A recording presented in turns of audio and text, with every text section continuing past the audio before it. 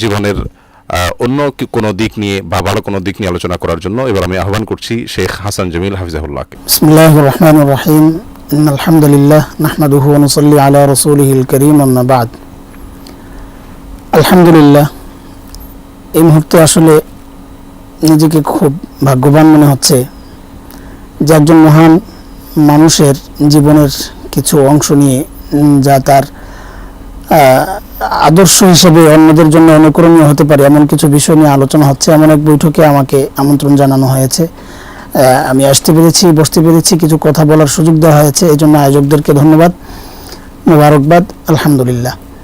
Doctor Abdullah Jahangir রাহিমাহুল্লাহ তাআলা এমন এক ব্যক্তিত্ব, এমন এক মহান মানুষ, তার জীবনের নেক আখলাকগুলো এত বিস্তৃত, এত বিশাল আঙ্গিনা, সে বিষয়ে কথা বলা আমার মতো ছোট মানুষের এই সময়ে অসম্ভব অবশ্যই। তারপরেও আমার ব্যক্তিগত জীবনের সাথে তার কিছু ঘটে যাওয়া বিষয় আমি তুলে ধরতে চাই, যেগুলো দিয়ে আসলে তার আখলাকের চরিত্রের, উত্তম চরিত্রের যে অবস্থানটা, সেটা কিছুটাও যদি পরিষ্কার হয় এবং এর থেকে যদি দর্শক, সাধারণ মানুষ কিছু শিখতে পারে, তাহলে আমি মনে করব যে আমরা সার্থক, আলহামদুলিল্লাহ। হযরত ডক্টর আব্দুল্লাহ জাহাঙ্গীর রাহিমাহুল্লাহর সাথে আমার পূর্বে খুব একটা পরিচয় ছিল না, শুধু নামে চিনতাম ডক্টর আব্দুল্লাহ জাহাঙ্গীর রাহিমাহুল্লাহ। ইসলামী টেলিভিশনে যখন প্রশ্ন উত্তর পর্বে হযরত আমাদের মোহতারাম সহ যখন বসতেন ওনারা, তো আমি তার উপস্থাপক ছিলেন মাওলানা সাইফুল ইসলাম। আমি তাকে জিজ্ঞেস করলাম, এই ভদ্রলোক কে? তো বলেন যে ফুরফুরা শরীফ পীর সাহেবের জামাই। এতটুকুই আমি জানি ডক্টর আব্দুল্লাহ জাহাঙ্গীর রাহিমাহুল্লাহ সম্পর্কে। দুবাইতে পিস টিভির প্রোগ্রাম রেকর্ডের জন্য যখন আমরা সফরে বের হলাম, একই সফরে একই সাথে, তো ঘটনাচক্রে আমার সৌভাগ্য যে আমাদের হাফিজ হিজবুল্লাহ সাহেব হাফিজাহুল্লাহ, ডক্টর আব্দুল্লাহ জাহাঙ্গীর রাহিমাহুল্লাহ এবং মুফতি কাজী ইব্রাহিম সাহেব হাফিজাহুল্লাহ তাআলা, এই বড়দের সাথে আমার থাকার সৌভাগ্য হয়েছে। সেখানে আমি একটা বিষয় লক্ষ্য করেছি, যেটা আমাদের হাফিজ হিজবুল্লাহ সাহেবের আলোচনায় উঠে এসেছে এবং হযরত জাকারিয়া হাফিজাহুল্লাহ ওনার আলোচনায় উঠে এসেছে। সেটা হলো, তিনি সবসময় একটা উদ্যমী মেজাজে থাকতেন, যে কিছু একটা কারোর জন্য করতে পারলে মনে হয় যেন তিনি প্রশান্তি পান মনের মধ্যে। এটা সবসময় অনুভব করতেন। সবসময় আমরা যখন ওনার সাথে দেখা করতে যেতাম, একটু খেজুর, একটু কিশমিশ, একটু বাদাম বের করে দিতেন, একটু খান। তার এই উদারতা, আমরা তো ছোট মানুষ, তার ছাত্র সমতুল্য, সন্তান সমতুল্য, বয়সের দিক থেকে, এলেমের দিক থেকে, বাস্তবতার অবস্থানের দিক থেকে তার ছাত্র সমতুল্য। তিনি সবসময়, এটা একদিন আমার গায়ের জামাটা খুব ঘেমে একদম নোংরার মতো হয়ে আছে, তো আমাকে বলতেছেন, শেখ হাসান জামিল আসেন এদিকে। তো আমাকে উনি ওই কিচেন রুমে নিয়ে গেলেন। সেখানে ওয়াশিং মেশিন ছিল। ওই ওয়াশিং মেশিন আমাকে পুরো, আমি ফার্স্ট জীবনে কখনো অনুভব করিনি যেটা চালাতে হবে, এই জন্য শিখিও নাই, প্রয়োজন মনে করি নাই। তিনি আমাকে ওখানে দাঁড়িয়ে দাঁড়িয়ে ওই ওয়াশিং মেশিন কীভাবে ইউজ করতে হয় পুরোটা দেখায়, তারপর বললেন যে কাপড় চোপড়গুলো এবার সুন্দর করে ধুয়ে নেন। আমি এত হতবাক হয়েছি যে আশ্চর্য মানুষ তো, যে এইভাবে বাবা ছাড়া সন্তানকে বাবা যেভাবে হাতে ধরে শিখায়, এইরকম মানুষ দুনিয়াতে খুব কম। যে অন্য কাউকে, তাও আলিম, এক কাজ করতে আসছি, সেখানে সবাই তো সবার ওয়েট নিয়ে থাকার চেষ্টা করার কথা, তিনি এই চিন্তা না করে তিনি আমাকে নিজ হাতে ওগুলো সব শিখালেন। তো আমি অত্যন্ত মুগ্ধ হয়েছি, চিরজীবন মনে রাখবো। এবং মনে কতটা রেখেছি আমি শেষ করব যখন, তখন একটা বিষয় নিয়ে শেষ করবো ইনশাআল্লাহ। আরেকটা বিষয় আমি একটু মনে করাই দিই। আমাদের মোহাম্মদপুর আদাবরে একটা মাহফিলের আয়োজন হয়েছিল। তো যারা আয়োজক, তারা ডক্টর আব্দুল্লাহ জাহাঙ্গীর সাহেব হাফিজ রাহিমাহুল্লাহ, ওনার সাথে যখন যোগাযোগ করেন যে হয়তো আপনাকে চাই আর সাথে কাউকে যদি আমরা নিতে পারি, তখন তিনি বলেছেন যে আমাদের হাসান জামিল হাফিজাহুল্লাহ আছেন, ওনাকে দাওয়াত করেন। তো ও নিজেরাই বললো যে হযরত আপনি একটু যদি যোগাযোগ করেন। আমি আশ্চর্য হয়েছি যে তিনি নিজে আমাকে ফোন করে যে হযরত আমরা একটা মাহফিল করতে চাই, আপনাকে সেখানে চাই।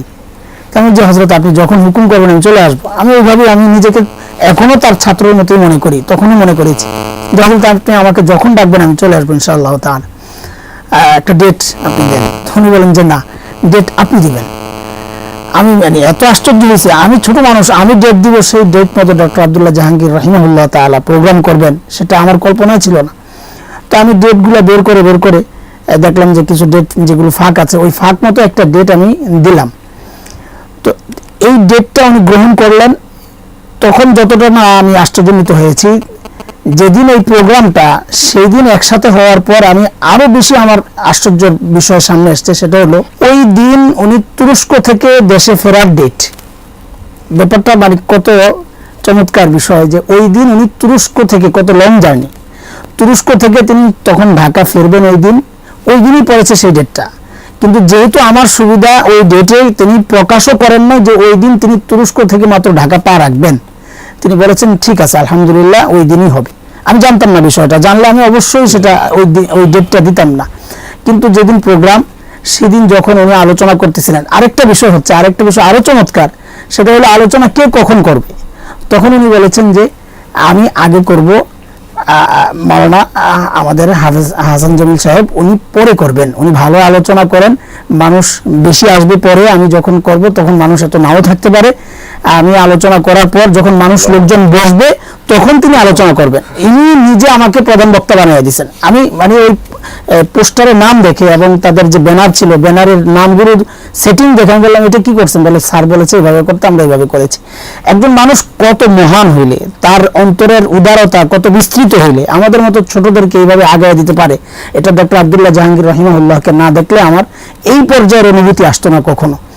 মাহফিলের ওই আলোচনায় আমি শুনেছি যে তিনি মাত্র আজকে তুরস্ক থেকে ঢাকায় পা রেখেছেন। তখন আমার এত আশ্চর্য লাগে, আমি বললাম স্যার আপনি আজকে ডেট কেন দিলেন? আপনি বলে শেখ আপনার সুবিধা। আলহামদুলিল্লাহ, আমি এই কারণে তার প্রতি এত দুর্বল হয়ে পড়েছি, তিনি আমার না সরাসরি ওস্তাদ, না আত্মীয়, না পূর্ব পরিচিত, শুধুমাত্র দুবাইয়ের এক সফরে 1 মাস তার সফর সঙ্গী ছিলাম, এতটুকুই তার সাথে আমার সম্পর্ক। কিন্তু আত্মার সম্পর্কটা এত নিবিড়, এত গাঢ় হয়েছে যে তার ইন্তেকালের খবর যখন আমি শুনি, আমার জীবনের এই প্রায় 39 বছর আমার বয়স, এই বয়সে আব্বার ইন্তেকাল ছাড়া কারো ইন্তেকালে আমি এত কেঁদেছি কিনা আমার মনে নাই, আমার জানা নাই। জানাজার পর হযরত ডক্টর হিফজুল্লাহ সাহেব যখন ফোন দিয়ে কাঁদতেছিলেন, আমার সাথে যারা কাছে ছিল তারা দেখেছে যে হযরত সাক্ষী, ফোনে আমিও কথা বলতে পারছিলাম না, হযরতও কথা বলতে পারছিলেন না, যে হাসান ভাই, শুধু ডাক্তার সাহেব হাফিজ হিফজুল্লাহ সাহেব বলছিলেন হাসান ভাই কি হলো, মাটিতে আসলাম ভাই, যেন নিজের কাউকে ছেড়ে চলে আসলাম, আর পারছি না ভাই, খুব কষ্ট লাগতেছে। হযরত কান্না করতেছিলেন, আমিও কান্না করতেছিলাম। এই যে কান্নাটা, এটা না রক্তের টানে, না উস্তাদ হিসাবে, না দীর্ঘ জীবন একসাথে কাজ করেছি সেই জন্য, কোনো কারণ নাই, দুনিয়ার কোনো সম্পর্ক, কোনো বিষয় তার মধ্যে ছিল না সম্পৃক্ততা। একটাই কারণ, তার আখলাক, তার চরিত্র, তার ব্যক্তিগত যে সুন্দর সিফাতগুলা, সেগুলো আমাদের সামনে তিনি পেশ করার কারণে তিনি আমাদের কাছে এত আপন হয়ে গেছেন যে আমরা তার ইন্তেকালে মনে হয়েছে যেন আমার আপনজন, রক্তের কাউকে, আমার পিতা সমতুল্য কাউকে আমি হারিয়েছি। এটা এখনো অনুভব করি, মনে পড়লেই কান্না আসে। সেই জন্য রব্বে কারীমের কাছে সবসময় প্রার্থনা করি, সকলকে প্রার্থনার জন্য বলি যে আল্লাহ তাআলা যেন ডক্টর আব্দুল্লাহ জাহাঙ্গীর রহিমাহুল্লাহর এই আখলাক আমাদের ধারণ করার তৌফিক দেন। নিজেকে ছোট রেখে অন্যকে বড় দেখে শুধুমাত্র দ্বীনের সাথে নিজেকে বিলীন করে দেওয়ার এই মানসিকতা যেন আল্লাহ তাআলা সকল আলেমের মধ্যে এই সিফাত যেন ছড়া যায়, সেই দোয়া, সেই প্রত্যাশা সাথে আল্লাহর কাছে আমাদের প্রার্থনা, আমাদের এই প্রিয় মানুষটাকে যেন রব্বে কারীম উত্তম বিনিময় দান করেন।